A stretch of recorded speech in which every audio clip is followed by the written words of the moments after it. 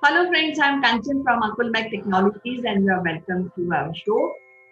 And today we have Sitesh Srivastava with deep interest in corporate training. He has an experience of working across continent and is closely related with radio broadcasting. So welcome to the show, Sitesh. How are you doing today? Thank you, Kanchan. It has been a long time that we have spoken on the contemporary subjects and I miss it. How have you been? Yeah, I'm perfectly fine. And as you must be seeing the news, and you know that the farmers are doing a Bharat Band today, and as a farmer protest in the national capital, and that enters 12th day, the representative farmers organization handed over a letter to the government listing their demand, including a special session of parliament to repeal the three farm laws.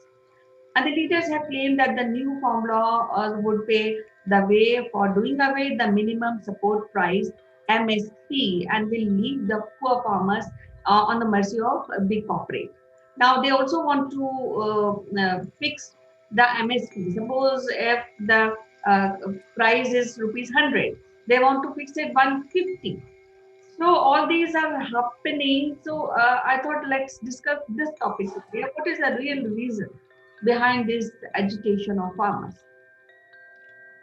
Yes, Kanchan. So it is actually fortunate or unfortunate rather to see that the farmer, the growers of the food, our annadatas are protesting. And there is a counter thought which says that if farmer is protesting, who is creating the food for us? So there was a time in India when our respected Prime Minister Lal Bahadur Shastri had said, Jai Jawan, Jai Kisan. And from those days, India being the agricultural economy, we have always respected the farmer's profession. But given the, uh, what do you say, different aspects of the farmers in every part of India, it is important to understand the real pain points. And I think the government's motive in this is a transformation and a transition from the practices. But as you know, Kanchan, the change is the most hated word.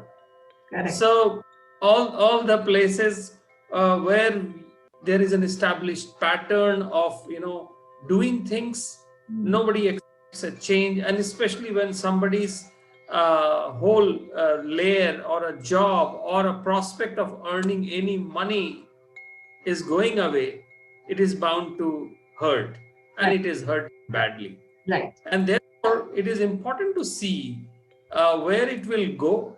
However, there are some contours that the government can manage in much better way rather than the way it is being managed from a media angle. Because most of the people on the media, they don't seem to understand the depth of the challenge.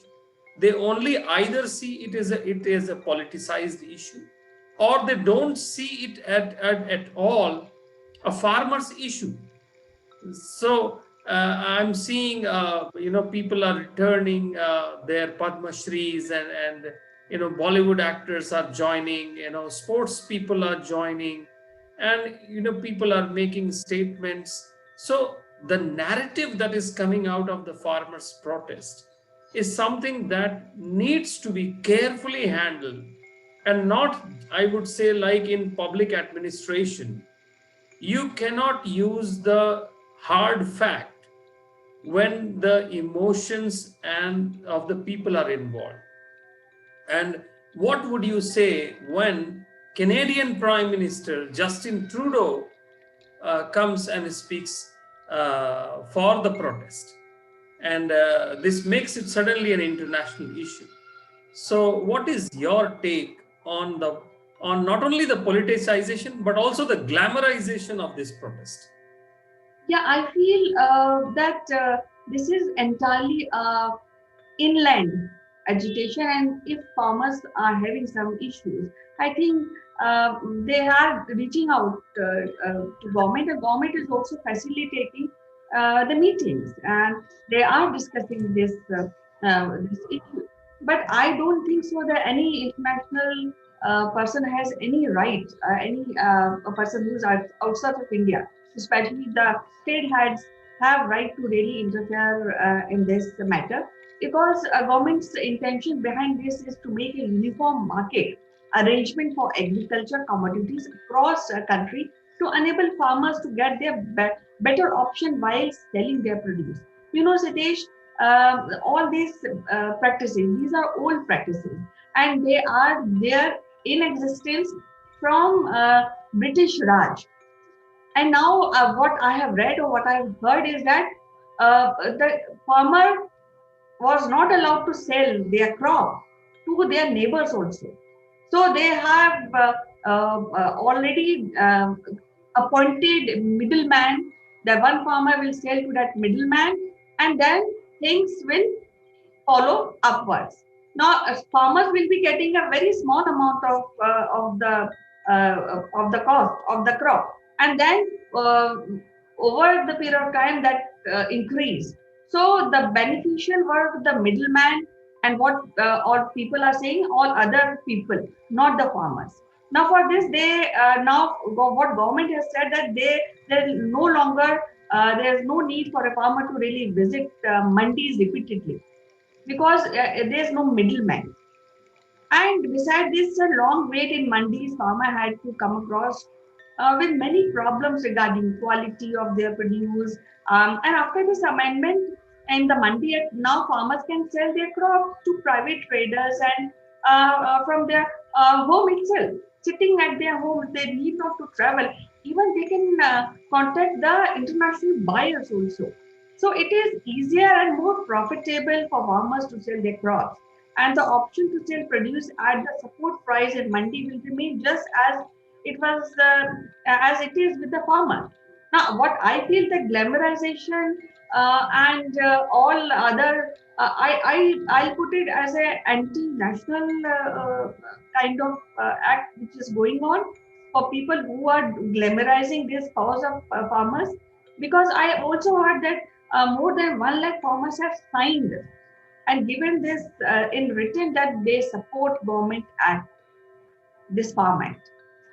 So I feel it's entirely, and whoever who's coming from outside and supporting this farmer act or whatever agitation, or the head of this agitation should say no. Because I've also heard there's Khalistanis board, there all other stuff is pouring into this farmer agitation, rather than really discussing the real point, the farmer's benefit. Correct, Kanchan, and that is what makes it little in not interesting but saddens, because if there are genuine issues, then it seems that the politicization and the glamorization is taking away the genuine issues and then focusing on something else, probably a bigger narrative that is somebody is trying to hijack, you know. But that is also a fact that almost 30 to 45 farmers organizations have also joined and the protest. So it is important to understand then, as I said in the beginning, the fact plus the story plus the way it is being peddled and the way it is being narrated, and whether it is reaching to the right set of ears within the government. Now, the stark facts, in one of the debates I heard that 70% of the minimum support price MSP allocation that goes to just two states, that is Punjab and Haryana. But then one professor actually said, but because that 70% of the country's food production comes from Punjab and Haryana. And then there was an analysis of it, which doesn't prove it. So the statistics which was coming out from the 2017 and 18, let's say about the wheat, the largest contributor was Uttar Pradesh, followed by Punjab, and then Madhya Pradesh, and then Haryana comes at the fourth. Rajasthan, Bihar, Gujarat follow it as fifth, sixth, and seventh. that shows that Punjab and Haryana together contributed only 28.28% of the total wheat production in 17 and 18. So the MSP that needs to be distributed, if as per the government says that it is going to stay, it needs to be distributed. It cannot just be allocated to just two of those states. And especially that's what we see. Most of the farmers protesting are from those two states and not other states. Similarly, on the rice or the paddy, what we call, the largest contributor of rice and paddy, rice or paddy, is West Bengal with 13.26% for the same period, 2017-18, followed by Punjab is number 2, Uttar Pradesh number 3, Andhra number 4, Bihar number 5, Tamil Nadu number 6, Orissa 8, Assam 9, and MP at the 12th position. So Punjab is number 2 and Haryana is number 11 in the rice and paddy.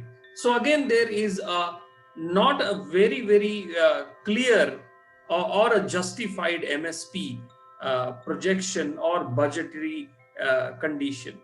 So this is something that needs to be understood from a larger data perspective. But again, in our country, the data, somebody needs to either sugarcoat the data or sensitize the data. And I think both are bad. Neither sugarcoating is bad, nor sensitizing is bad. Somebody needs to take a balanced approach. And for that, dialogue needs to happen. Ministers need to sit with the representative organizations, and the dialogues should happen in a fair and a transparent manner. Probably this all can happen on a national TV. And why not? Where the ministers, there is nothing to hide. And if there is nothing to hide, why there can't be a national debate? But the debate needs to bring in the right decision makers to the people who are on the protesting side. And then incremental changes need to be brought in. I hear that government has principally agreed with those 3 laws and not implementing on a big bang approach, but in a slow and the phased manner. And I think that kind of dialogue and that kind of a story going out into the international media makes the case for us. We all are trying to struggle to come back as a country on the economic front. Any such thing which helps or hurts the farm sector is going to help or hurt us international ratings also. So I think the current dispensation of the government, as well as the protesters and the people who think that they are representing the protesters, they need to think from the India's image perspective rather than just politicizing or glamorizing it. What do you say? I really feel so kind of funny that only few states are in the agitation. And I've heard that Mamta said from West Bengal that she supports this agitation, but she doesn't allow any agitation in her state. Likewise, many other opposition parties, they are pouring in Delhi and supporting the farmers in this agitation, but in their state, they say no, we don't want agitation in their state. So again, I think that is a hypocrisy because what I feel like, I'll take an example of a state, Madhya Pradesh. And Madhya Pradesh is the first state in the country which has made amendment in the Mandi Act in the interest of farmers. And this amendment will directly benefit the farmer. Now they can derive maximum benefit of their produce. For this, they will no longer to visit mandis. And then on the other hand, the commission agents have got freedom from the license raj. And on the other hand, it's also opportunity for farmers to strengthen their financially. So all this is being done in, according to my understanding, to strengthen the financial position of farmers. So, whatever agitation are people who are into this agitation, I feel more of those people who are a middleman. So they don't want to really go away from that system. As you have rightly pointed out, that any change, if is done, people do come out and agitate.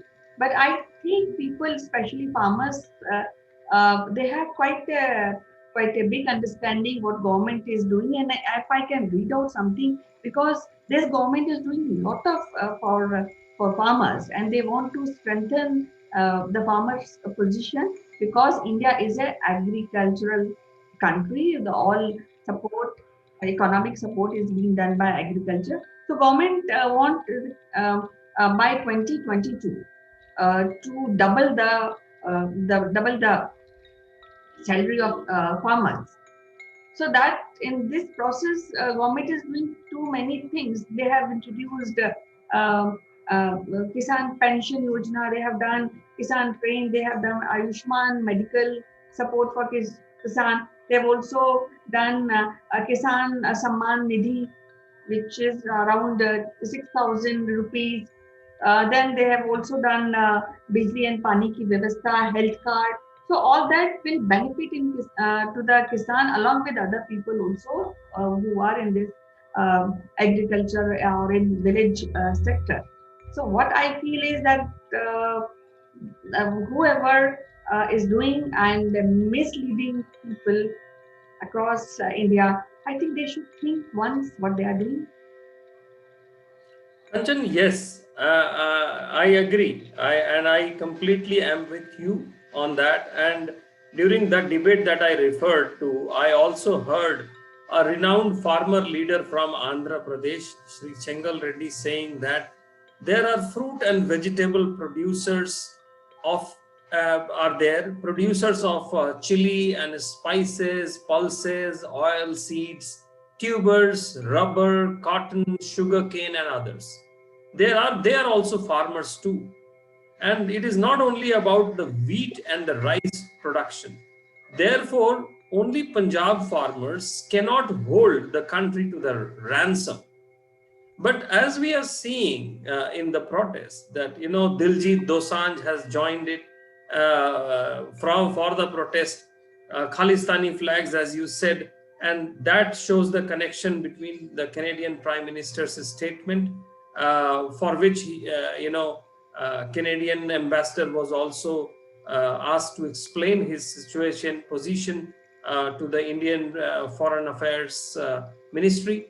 And Vijender Singh, the great athlete and Olympian, has joined the protest. Prakash Singh Badal, probably I heard that he was considering returning his Padma Shri. And, and, and then there are many others who are talking about, that politicization is something that is irrelevant. And the other thing that is very important to understand is that when you say government is trying to do good things for a farmer, let us understand how much educated the India's farmer is today. They need India's farmer is not all the rich farmers. There are poor farmers, there are unrepresented farmers, and there are farmers who will need cooperatives to talk on behalf of them. And therefore, we will always have farmer organizations. We will always have farmer leaders, and we will always have politicians who have made their careers out of the farmer's life. And therefore, to the end user, end farmer, it is not easy for the farmer to read and understand the policy, the details, the law. Ultimately, the farmer has to carry his crop to somewhere to sell it. And that somewhere, whether it is an APMC, it is a mandi, or it is direct to our homes, is something that a farmer has to arrange a lot of logistics to reach out. He has to do a tie-up, and therefore the farmer needs to be educated. And I see that in all of this protest, where the farmer is getting educated about these complex laws, policies, logistics, supply chain. It is not just about production. Farmers generally are not so much educated in the country, if I see the larger population. So there is always chance of misrepresenting them, or misquoting them, or even going up to like cheating them, or short selling them, as they call it. So there is something that there has to be a farmer education which needs to be reached out to the farmers in the gaon, in the village, in the chopals, to tell about them. And that's something I would suggest the government needs to do, to reach out in every state, and the farmer bodies through which they can reach out to the farmers, probably a national Doordarshan channel, to explain the situation. I hope Doordarshan ka DD Kisan channel is doing it. I'm sure. I hope it. Yes, I think there's government should reach out to the farmers, and I think they should educate if they are poor farmers. But what I feel is that farmers are maybe 50% of farmers, they know what about the bill and they understand fairly well. And whatever agitation is going on, I think they are not the real farmers somehow. This is my feeling.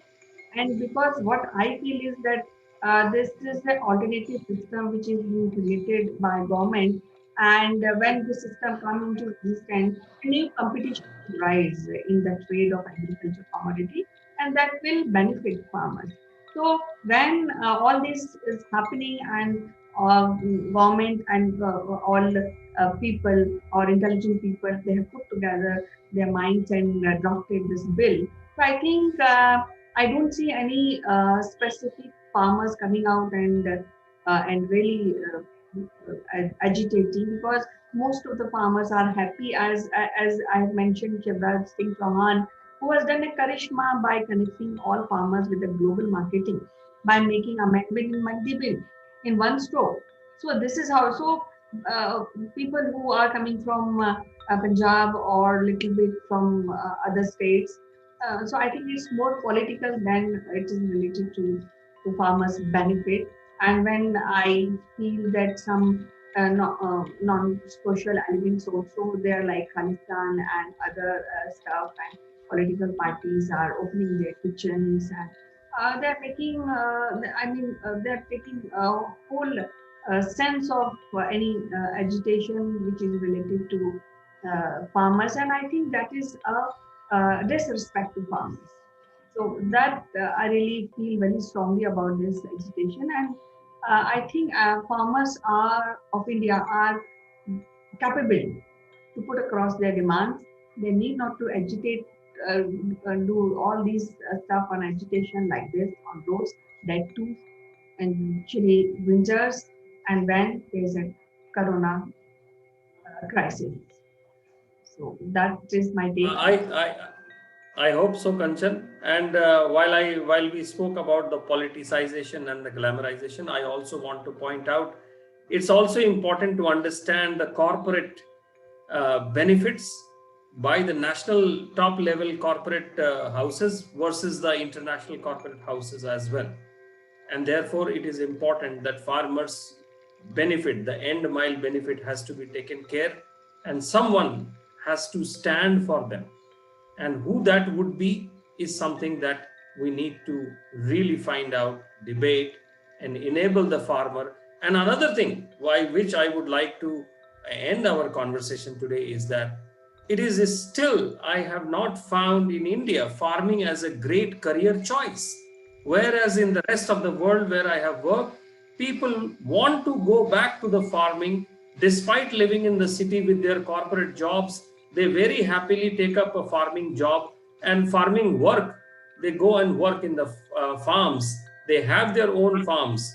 But in India, farming as a career choice, the day it will happen, the farmer will automatically be educated and knowing what is good for them.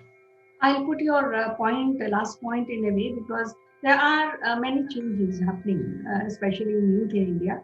And I found many people from IT sector, especially they have given up their career and they've bought a land and they are doing fairly good in agriculture. But this message is a very crucial message, and people should join this sector, because we are from village. We our culture come from that, and we are agricultural country, so we have to take this seriously. A part of this, I really feel that government and this people who are represented of farmers, so-called farmers, they should sit together and they should discuss, and let's see, maybe tomorrow or day after, they should end this agitation and do something productive for the country and for themselves. It was nice talking to you, Suresh, and let's meet tomorrow with another interesting episode. Till then, bye bye. Take care. Jai Jawan, Jai Kisan.